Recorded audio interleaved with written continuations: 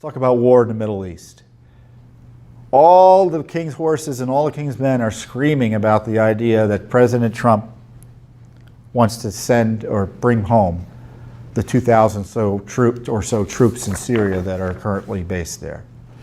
Now, of course, the first question I have is how many Americans knew there were troops in Syria before President Trump announced he was bringing them home? How many Americans knew there were troops there?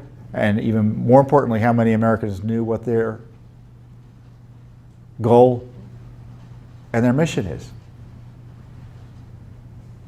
And I guarantee you, not too many, and I guarantee you, just as few commentators and politicians criticizing the president for wanting to do what he's generally promised, is to pull back the U.S.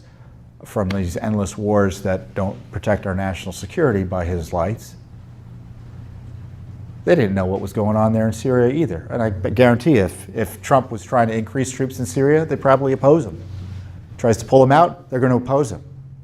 But you know, I have the facts on Syria here that you may not know about. And I've talked about it before, I think, on our prior updates, but this is material that was released by Judicial Watch before we started doing these weekly updates back in 2015. And they were uncovered as a result of our Benghazi litigation. Oh yes, Benghazi is tied to Syria and the rise of ISIS. And in perhaps some of the most important documents that Judicial Watch has ever uncovered, and I don't say that lightly. Judicial Watch will be, I think we're in our 25th year of operation next year. So these documents are real important. They show two things. They show that the Obama administration was well aware that arms were going to Syria, the conflict in Syria, out of Benghazi.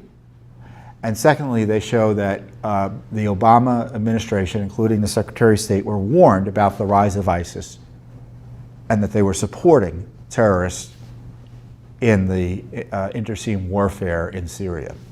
And specifically, the documents detail the arms being shipped out of Syria in unbelievable detail. As we say, the DoD documents contain the first official documentation that the Obama administration knew that weapons were being shipped from the port of Benghazi to rebel troops in Syria. An October 2012 report, this is a report a month after the terrorist attack on our special mission compound that Hillary Clinton and Barack Obama all lied about. Weapons from the former Libya military stockpiles were shipped from the port of Benghazi, Libya, to the port of Banias and the port of Borja Islam, Syria. The weapons shipped during late 2012 were sniper rifles, RPGs, and 125 millimeter and 155 millimeter howitzer missiles. During the immediate aftermath of and following the uncertainty caused by the downfall of the Gaddafi regime, remember, Gaddafi was murdered with the approval of Obama and Hillary. They wanted that regime to fall. In October 2011 and up until early September 2012, weapons from the former Libya military stockpiles located in Benghazi, Libya, were shipped from the port of Benghazi, Libya to the ports of Banias and the port of Borj Islam, Syria. The Syrian ports were chosen due to the small amounts of cargo traffic transiting these two ports. The ships used to transport the weapons were medium-sized and able to hold 10 or less shipping containers or cargo. And this is a Defense Intelligence Agency document. By the way, you know who ran the DIA and issued this report? It was General Flynn. No wonder Obama didn't like him. The weapons shipped from Syria during late August 2012, I said where I described the weapons, and they get into the numbers. The numbers for each weapon were estimated to be 500 sniper rifles, 100 RPG launchers with 300 total rounds, and approximately 400 howitzer missiles. In fact, I think it was in this document, they were able to describe the rooms in which they were stored. So what's unclear about this document is who was doing the shipping. Because many have alleged it was done with U.S. Obama administration support. Certainly the level of detail suggests that they were in a position to stop it in the least. But we'll see. Just wish someone would ask some questions on that, huh? Another DIA report shows that in August 2012, the same period, the U.S. was monitoring weapon flows from Benghazi to Syria. This report said the opposition in Syria was driven by Al-Qaeda and other extremist Muslim groups. The growing sectarian direction of the war was predicted to have dire consequences for Iraq, which included the grave danger of the rise of ISIS. According to the document, this creates the ideal atmosphere for AQI, Al-Qaeda Iraq, to return to its old pockets in Mosul and Ramadi and provide a renewed momentum under the presumption of unifying the jihad among Sunni Iraq and Syria and the rest of the Sunnis in the Arab world against what it considers one enemy, the dissenters. ISI.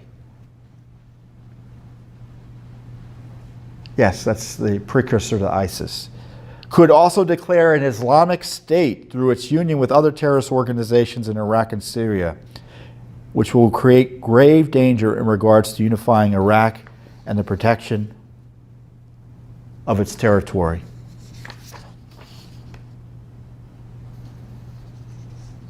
And one of the warnings was heavily blacked out. One such consequence would be the renewed facilitation of terrorist elements from all over the Arab world entering into the Iraqi arena. The DIA document demonstrates that the insurgency in Syria were the major elements of the insurgency in Syria were AQI, the Muslim Brotherhood, a terrorist organization, and the Salafist, extremist Muslims as well. The West, Gulf countries, and Turkey support the opposition. So you were supporting the opposition. AQI.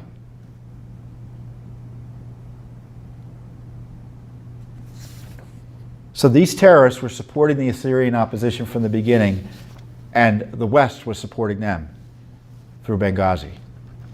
That's how I read all of this. So what was going on is that there was this pullback of government forces at the border of Iraq and Syria, and into the chaos there, unpatrolled borders. See, when your border's out of control, things happen. ISIS crept in and asserted itself. AQI asserted itself. All predicted. This is what has been wrought, or was wrought, by the Obama administration. It led to all these refugee flows that we now hear about, and is what Trump has had to deal with since he's come into office. So the reason we're in Syria is because of Barack Obama and Hillary Clinton allowing the destruction of Libya by extremist radical forces. And it was a vehicle to get arms into Syria to increase pressure on the regime through terrorists. AQI. It's that time of day for the trains, excuse me. So, you know, I put this document, we'll put the link to this document in our materials here, but you gotta educate yourself on this, because the media is not going to talk to you about Syria. So now we're going to hear all these armchair experts say why we need to be in Syria, and I don't want to get into that debate here. You can imagine what I think. So the truth is out there for those of you who want to find it, and it's because Judicial Watch is doing the work to get it for you. And as I said, this is critically important information. It confirms the downfall of Libya led to the rise of ISIS, and it shows that arms were going into Syria out of Libya, and the Obama administration knew about it and didn't do anything to stop it.